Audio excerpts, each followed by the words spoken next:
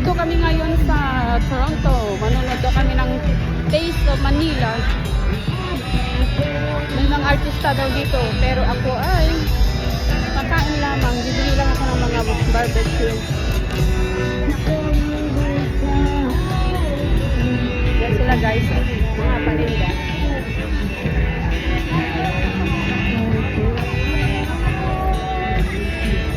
But you had a